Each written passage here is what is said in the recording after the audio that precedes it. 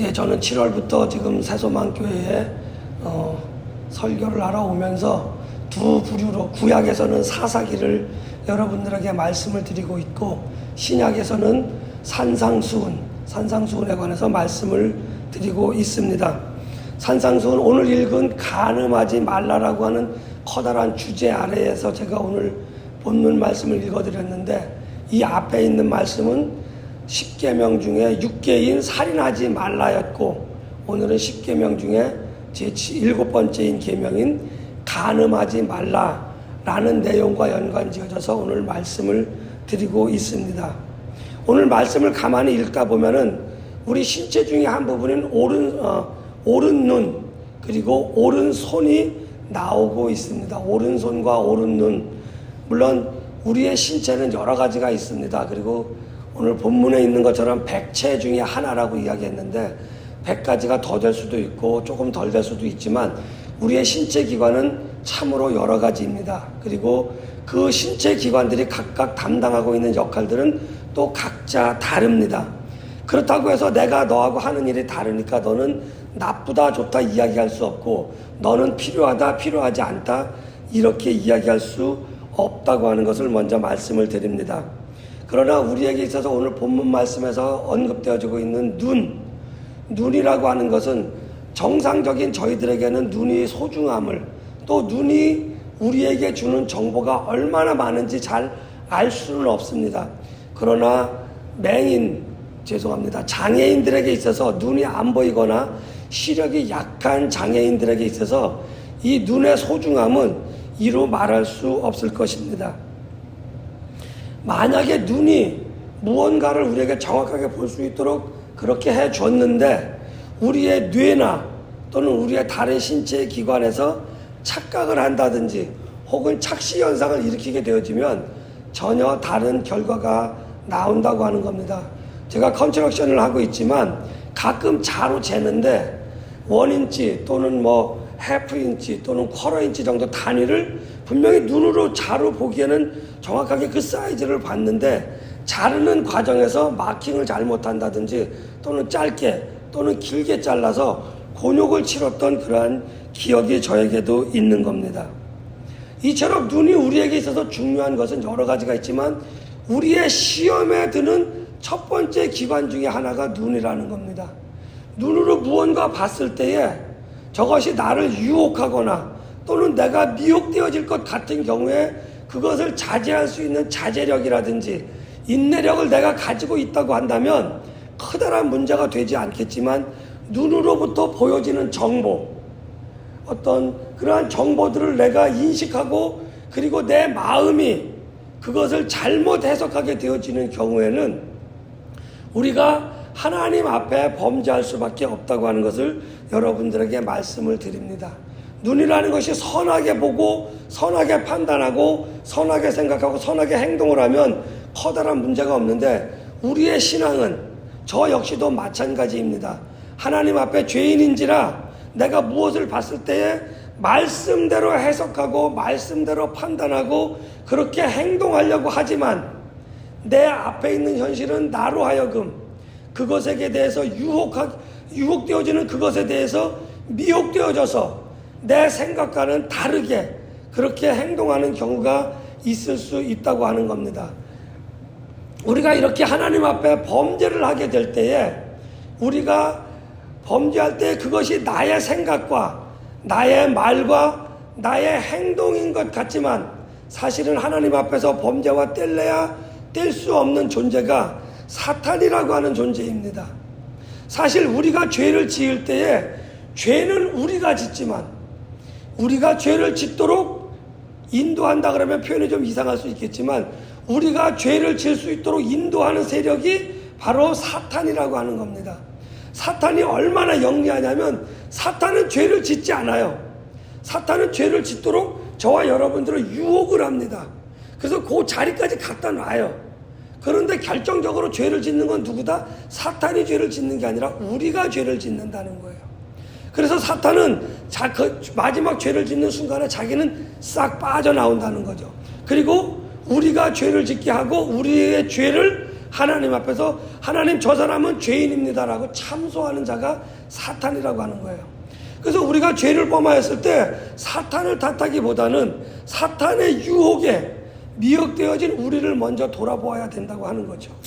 만약에 우리가 그 미혹되어지지 않는 그러한 신앙을 가지고 있다, 그러한 능력을 가지고 있다고 한다면 좋겠지만 우리는 죄를 짓지 않을 수 없는 사람들이라는 겁니다. 왜냐하면 우리의 마음속에 있는 죄된 성품, 죄성이라고 이야기하죠. 이것 때문에 우리는 죄의 유혹을 받아도 그것을 이겨내기보다는 그것에 미혹되어지는 적이 더 많다는 거예요. 그래서 사탄은 항상 우리에게 속삭이기를 너 이전에도 했었는데 지금은 왜 못해? 너 그전에도 그렇게 했었잖아. 그런데 왜 지금은 안 해? 이렇게 우리의 과거에 우리가 하나님 앞에서 범죄했던 것, 그것을 자꾸 걸고 넘어져서 우리를 넘어뜨리려고 한다고 하는 겁니다. 오늘 본문의 주제인 간음과 관련되어져서 남녀노소를 불문하고 어떤 사람을 봤을 때 그 사람이 참으로 멋지거나 그 사람이 참으로 예쁘다고 한다면은 마음이 흔들리는 건 어쩔 수 없는 상황입니다. 그러나 이 흔들리는 마음을 하나님의 말씀을 가지고 하나님의 말씀을 중심으로 내가 이것을 굳건히 붙들고 이 마음이 흔들린다 할지라도 하나님 앞에서 범죄하지 않고 넘어가느냐 그렇지 않느냐 하는 것은 내가 하나님의 음성에 하나님의 말씀에 얼마나 귀를 기울이고 있느냐, 거기에 내가 얼마나 따르려고 하는 그 의지를 가지고 있느냐 하는 거죠. 오늘 하나님께서 말씀하실 때 오른 눈을 빼어버리라, 오른손을 찍어내버리라 라고 말씀하셨다는 겁니다. 찍어내버리라, 오른 눈을 빼버리라 라고 이야기하신 하나님의 말씀의 본문은 그냥 잘라서 필요 없으니까 버려라, 너가 저된 것을 죄를 짓는 그 부분을 잘라서 내어버려라 라고 하는 의미보다는 우리를 죄에 빠지도록 하는 그것을 우리가 믿음으로 내 생활에서 내 마음에서 밀어낼 수 있을 만큼의 결단을 하고 각오를 하고 행동을 하라고 하는 거예요. 우리가 유혹을 당할 때에 우리가 그 유혹을 이겨내기 참으로 힘들고 어렵습니다. 그렇다고 한다면 우리가 이것을 이겨낼 수 있느냐 하는 거죠.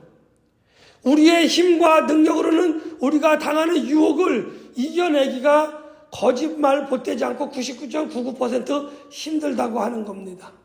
물론 성품이 온화한 사람이 있어요.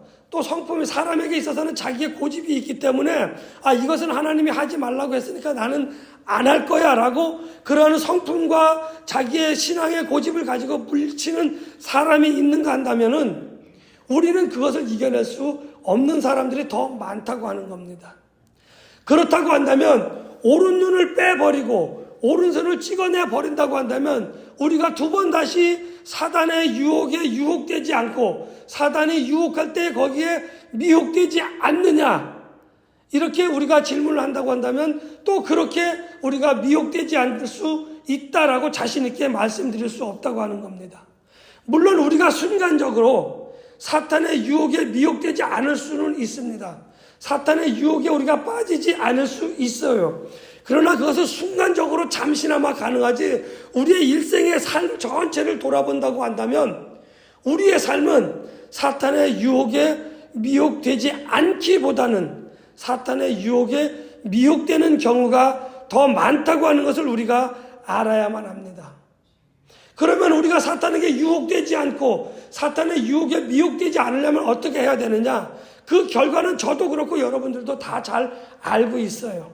그것은 우리가 성령님 하나님의 음성에 귀를 기울일 줄 알고 하나님의 말씀이 내 마음속에서 떠나지 않도록 늘 상고하는, 늘 묵상하는 그러한 버릇이 우리에게 있어야 된다고 하는 겁니다. 하나님의 말씀을 내가 읽을 때에, 하나님의 말씀을 묵상하거나 상고할 때에 아무런 변화가 일어나지 않아요. 그냥 하나님의 말씀을 내가 읽었구나 하는 그것으로 위안을 삼을 수 있습니다.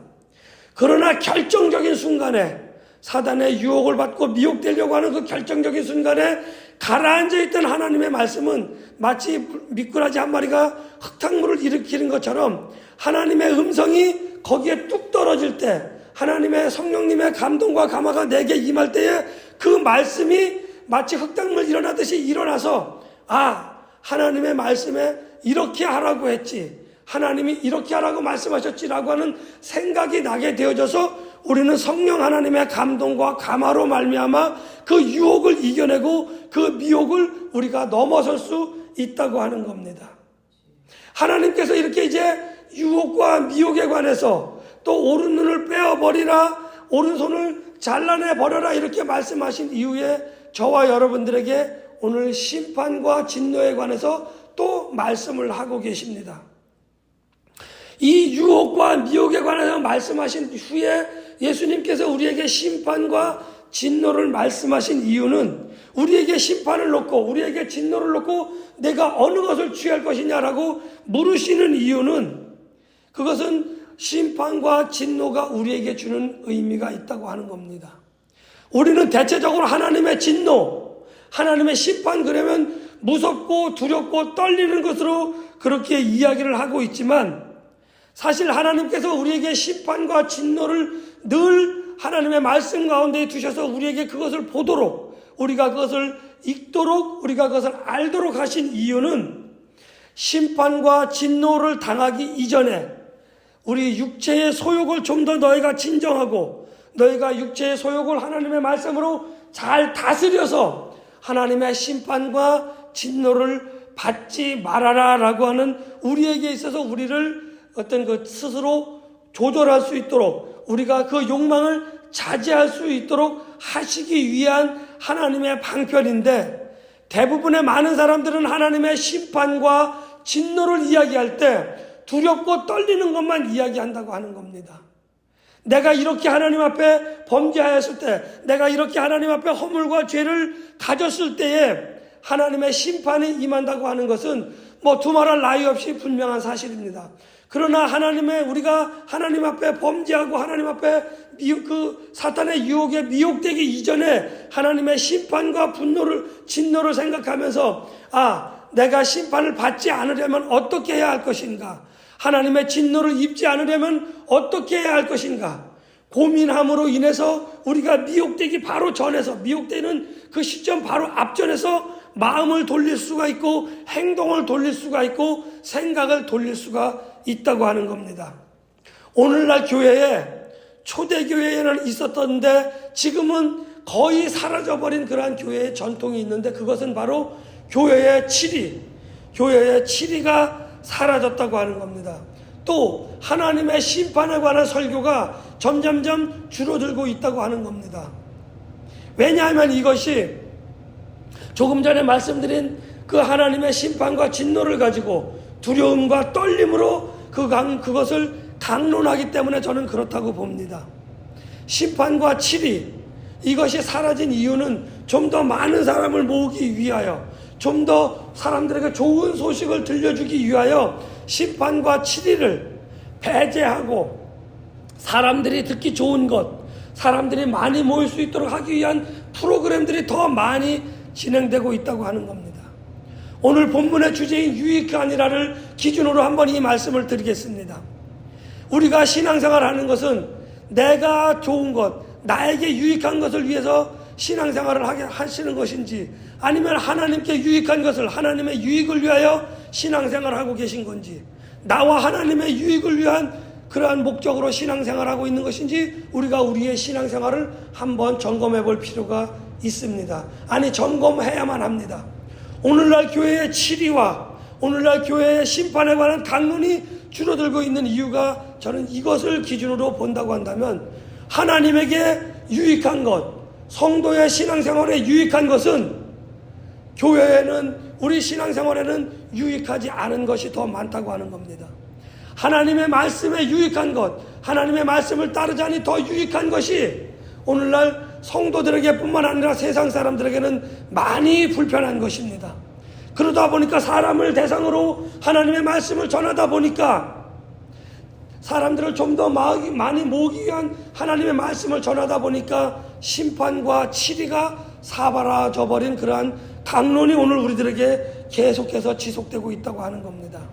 심판과 치리는 교회에게 있어서 교회의 질서와 교회의 정결함, 교회의 순결함을 지키기 위해서는 반드시 필요한 것입니다. 그러나 그것이 특정인을 위한 그런 남용이 되어져서는 안 된다고 하는 것이 오늘 심판과 치리에 관한 것이라 이렇게 말씀드릴 수 있습니다. 예수님에게 유익한 것인지 하나님에게 유익한 것인지 교회에 유익한 것인지를 따진다고 한다면 그것이 나에게 불이익이 된다고 할지라도 우리는 그것을 선택하고 그것을 따를 줄 아는 지혜가 있어서 하나님께 영광이 되어지고 우리에게는 기쁨이 되어지는 그러한 교회의 강론과 성도들의 신앙생활이 되어져야 할 것입니다. 이제 예수님은 마지막으로 이혼에 관하여 이야기하시면서 이혼하는 여인에게 혹은 이혼하는 상대방에게 이혼 증서를 써주라 이렇게 말씀하고 계십니다. 이혼 증서를 써주라라고 이야기하는 것은 그 사람과 내가 이제 이혼을 했으니까 우리는 부부가 아니라 남남이다 라는 것을 증명해주는 그러한 아주 중요한 서류입니다. 그러나 이 이혼 증서를 작성함에 있어서 지금은 모든 것이 이미 폼이라고 하는 양식이라고 하는 것으로 다 나와 있기 때문에 그냥 이름 쓰고 날짜 쓰고 사인 혹은 도장을 찍으면 그것으로 다 끝나게 되어지지만 이 당시 상황으로 들어가 보면 이혼 증서를 작성하는 것은 상당한 시일과 상당한 노력과 이런 것이 들어간다고 하는 겁니다. 일일이 하나씩 다 써야 돼요. 지금처럼 양식이 딱 있는 것이 아닙니다. 그러다 보니까 그 사람들을 불러서 또는 어떤 내용으로 써야 될지 그 내용들을 일일이 하나하나 적다 보면 아마도 마음이 정리가 될 수 있다고 하는 겁니다. 이혼 증서를 만드는 그 시간, 이혼 증서를 만드는 그 노력이라고 하는 얼마간의 시간이라고 하는 그 시간이 있는데 이혼 증서를 만들기 시작하기 이전에 또는 만들면서 정말 내가 저 사람에게 이혼 증서를 써주는 것이 합당한 것인지 그리고 내가 정말 절차를 밟아서 그냥 화가 났으니까 순간적으로 이혼해 요즘처럼 그런 것이 아니라 정말 내가 그 사람과 꼭 이혼을 해야 하는지 그 사유를 다시 한번 돌아보는 시간을 갖자라고 하는 의미가 내포되어져 있는 겁니다. 요즘 미국이도 그렇고 한국도 그렇고 얼마나 많은 순간 얼마나 많은 사람들이 이혼하는지 모르겠습니다. 그 이혼하는 사유에 관해서 제가 어떤 그 이혼 전문 변호사들 혹은 세간에 벌어진 이혼 사건에 관해서 그런 사건들을 살펴보니까 어떤 신혼부부들은 신혼여행 가면서 싸우고 신혼여행 갔다가 오면서 이혼 법정으로 바로 간다는 그러한 그 변호사들의 그러한 고백들도 있었던 것을 제가 인터넷에서 한번 찾아본 적이 있습니다. 결혼도 빨리 이루어지지만 이혼도 이만큼 빨리 이루어진다고 하는 겁니다. 아마도 순간적으로 좋아서 결혼을 했는지 모르겠습니다. 그러나 순간적으로 화가 나서 또한 이혼하는 것 역시 이혼 증서를 작성하는 과정에서 법정 용어로 이혼 숙려 기간이라고 하는 기간을 갖고 그동안의 상대방에 관해서 내가 그동안 잘못했던 말, 잘못했던 행동들에 관해서 서로 허심탄회하게 이야기하면서 그 기간 동안 다시 재결합하는 부부들도 적지 않다고 하는 것을 제가 보았습니다. 마찬가지로 이혼 숙려 기간이 오늘 이혼 증서를 작성하는 시간과 노력이 들어가는 것이라고 비유한다고 한다면 이혼을 결정하기 이전에 내 판단이 옳았는지 내가 이렇게 결정하는 것이 정말 옳은 결정인지 다시 한번 돌아보라고 하는 것을 오늘 예수님께서 저와 여러분들에게 말씀을 해주고 계시는 겁니다. 그러면서 이혼 증서에 작성하는 이유에 관해서 예수님이 말씀하시고 계신데 간음이라고 하는 겁니다. 예수님께서 간음으로 인하여 이혼 증서를 작성하려거든 이러한 조건을 붙였습니다. 거꾸로 이야기하면 예수님께서 인정하시는 이혼 사유는 간음이다 이렇게 이야기할 수 있는 겁니다. 간음이라고 하는 것은 여러 가지로 말씀드릴 수 있습니다. 일반적으로 오늘 본문 말씀에서는 육체적인 간음을 이야기하지만 여러분들이 한 번쯤은 들어봤을 영적인 간음이 있는 겁니다. 그리고 영적인 간음으로 인해서 우리는 영적인 이혼 증서까지도 작성해야 한다고 하는 겁니다. 지난번에 함께 강론을 여기에서는 안 했지만 제가 저희 교회에서 했던 강론을 살펴보면 살인하지 말라입니다. 살인이라고 하는 것은 우리가 직접적으로 행동으로 나타나기 이전에는 잘 알 수 없습니다. 그러나 살인도 마찬가지고 오늘 간음도 마찬가지지만 살인이 행동을 중심으로 이야기한다고 한다면 또 육적인 그러한 간음을 오늘 중심으로 이야기하고 있다고 한다면 이제는 우리는 영적인 살인과 영적인 간음을 다시 한번 돌아보아야 한다고 하는 겁니다. 내 생각에 신랑 대신 예수님 이외에 다른 것을 생각하고 다른 것을 추구하고 쫓아가고 있다고 한다면 그것은 우리가 눈에 보이지 않을 때 한다고 할지라도 그것은 이미 영적인 간음인 겁니다. 하나님만을 섬기라고 하는 그 말씀을 잊어버리고 내가 우상과 이방신, 영적인 우상과 영적인 이방신을 섬기고 있다고 한다면 그것 역시도 영적인 간음인 겁니다. 성령 하나님이 여러분들에게 저에게 감동을 주시고 감화를 주시고 계신데 그것을 거부하고 다른 것을 쫓는다고 한다면 이것 역시 영적인 간음이다 이렇게 이야기할 수 있습니다. 그렇다고 한다면 이런 영적인 간음이 일어났을 때에 영적인 간음 증서를 쓰시는 분은 누구일까요? 내가 씁니까? 아니요. 하나님도 이혼 증서를 작성하신다는 겁니다. 제가 지난번에 말씀을 드렸죠. 사사기서를 이야기하면서 요한계시록에 갔더니 출애굽기에 있었던 12지파 가운데 2지파가 없어졌더라 이렇게 말씀을 드렸어요. 이혼 증서가 작성되어지고 이혼 증서가 상대방에게 전달되어지면 단 지파와 에브라임 지파가 요한계시록에 사라졌던 것처럼 영적인 간음을 하며 그렇게 즐기며 살았던 그 사람들은 요한계시록에서 없어지고 만다고 하는 겁니다. 사탄의 계략은 분명한 사실이 하나 있습니다. 그것은 저와 여러분들을 하나님과 어떻게 해서든지 떨어뜨리려고 하는 거예요. 하나님으로 우리가 가까이 가고자 하면 가까이 가지 못하도록 벽을 세우고요. 가까이 가려고 하면은 다리를 자꾸 쳐서 가까이 가지 못하게 넘어뜨리는 것이 사탄의 계략입니다. 그리고 이것이 사탄의 계략이 우리들에게 유혹으로 나타나게 되어지고 거기에 미혹되어지면 우리는 거기에 잠시 주저앉을 수 있어요. 잠시 거기에 넘어져 있을 수 있습니다. 그럴 때에 함께 신앙생활 하시는 분들이, 성도님들이 또는 여러 가까운 교우들이 하나님의 말씀으로 권면하고 넘어지신 분 또는 누워 계신 분을 함께 손으로 잡아서 일으켜서 다시 일어나 걸어갈 수 있어야 합니다. 그래서 예수님께서는 내가 넘어졌을 때 나를 일으켜줄 친구가 없는 사람이 하나님 앞에서 복되다 이렇게 말씀하지 않고 그런 사람이 하나님 앞에서 저주를 받을 것이다 이렇게 말씀을 하셨어요. 신앙생활 나도 혼자 열심히 하는 거 굉장히 중요합니다. 하나님과 나와의 관계에 있어서 굉장히 중요한 겁니다. 그러나 이웃을 돌아볼 줄 알고 또 성도들 간의 교제를 하는 신앙생활 역시 중요하다 저는 이렇게 말씀을 드릴 수 있습니다. 이제 잠언서 4장에서 하나님이 솔로몬 왕에게 말씀하신 말씀을 간단하게 말씀을 드리자고 한다면 무엇보다도 마음을 지키라 이렇게 이야기하고 있습니다. 마음을 지키는 것이 하나님에게 유익하고 신앙생활을 하는 저와 여러분들에게 굉장히 중요한 것입니다. 왜냐하면 우리의 마음에서 생명의 근원을 찾아가는 생명의 근원이 우리의 마음에 있기 때문입니다. 영원한 생명이신, 영원한 생명을 주시는 하나님을 쫓아가는 저의 마음, 여러분의 마음을 우리는 굳건히 잡고 있어야만 합니다. 마음이 무너지면 그것이 행동으로 나타나게 되어지는 것은 자명한 사실입니다. 어느 날 그 사람이 자살한다고 하는 사람들이 자살할 때 어느 날 갑자기 다리에서 뛰어내리나요? 아니요. 자살하기 이전에 자살 전조 현상이라는 게 있습니다. 유서를 쓰기도 하고요. 친구들에게 자기의 물건을 주기도 하고요. 또 친구들에게 염세적인 이야기들을 하기도 합니다. 그리고 점점점 외부와 이렇게 단절되어져 가는 삶을 살다가 어느 날 높은 곳에서 뛰어내리는 그러한 그 비참한 생을 마감하게 된다고 하는 것을 우리는 기억해야만 합니다.